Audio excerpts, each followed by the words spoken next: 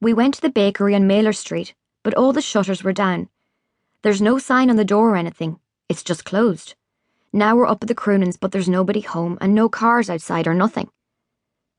Have you tried ringing them on their mobiles? Of course, yeah. But Micky's is switched off and we couldn't get an answer from his missus. What about the bakery staff? They must know why the bakery's closed and where the Crounans are. Well, that's our next plan.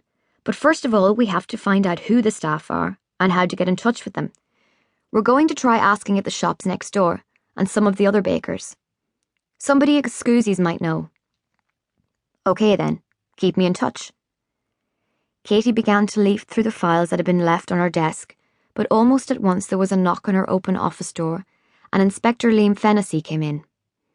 With his circular spectacles and brush-cut hair and his tweed jacket with leather patches on the elbows, he looked more like a lecturer in English from Cork University than a Garda inspector. We've had a sighting of Roisin Begley, he said. One of her school friends saw her in a car driving along Pope's Quay less than an hour ago. She said that Roisin didn't appear to be distressed at all. In fact, she was laughing. She was sure it was Roisin. 100%.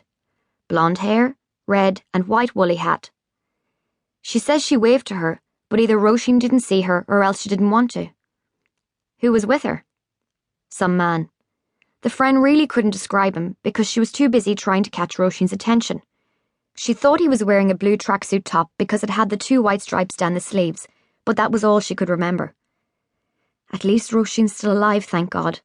I thought we'd be after finding her drowned in the river. But if she was laughing, it sounds like she's run away, and that could make her much more difficult to find. I'll have the press office get in touch with the Begleys and see if they can't put out an appeal on the 6-1 news. You know, please come home, darling. We aren't cross with you at all. And Woofy misses you. Woofy? Asked Inspector Fennessy. Well, you know, whatever they call the family dog. She told him about the wedding cake. He listened, shaking his head. Jesus.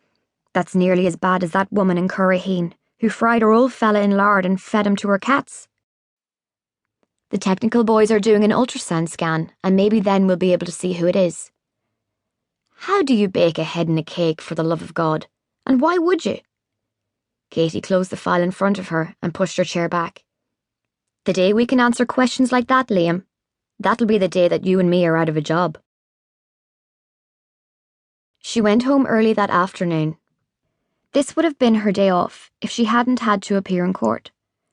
She had planned to go shopping at Hickey's for new curtains and a new living room carpet, but that would have had to wait until the weekend now. She had almost finished redecorating her living room. All the Regency-style wallpaper that her late husband Paul had chosen had been stripped off, and all the gilded furniture had gone. Maybe she would never be able to forget Paul's selfishness, and his unfaithfulness, and his self-pity, and how their marriage had gradually disintegrated, especially after the death of little Seamus. But at least she wouldn't have to live with his idea of luxury decor anymore. She lived on the west side of Cove, overlooking the River Lee, as it widened towards the harbour and the sea. The sun was still glittering on the water as she arrived home, but a chilly wind was rising, and the trees along the roadside were dipping and thrashing as if they were irritated at being blown about. When she turned her focus into her driveway, she saw a man in a long raincoat standing in her porch. He turned around as soon as he heard her and raised his hand in greeting. Perfect timing, he said as she opened her car door. She reached across to the passenger seat for her shopping bag, and then she said, You haven't come to sell me double glazing, have you? He laughed and said, Nothing like that. We've just moved in next door and I came to say hello, that's all. Oh, okay then. Hello. Welcome to Carrick View. Let me just open the door and put down this shopping. Here, he said, and took the bag from her. She unlocked the front door, switched off the alarm, and beckoned him inside. As soon as she opened the kitchen door, her Irish setter, Barney, came bustling out to greet her, wagging his tail. Well now, there's a fine fellow, the man said. And what's your name, boy? That's Barney, said Katie. Oh, just dump the shopping on the table if you don't mind.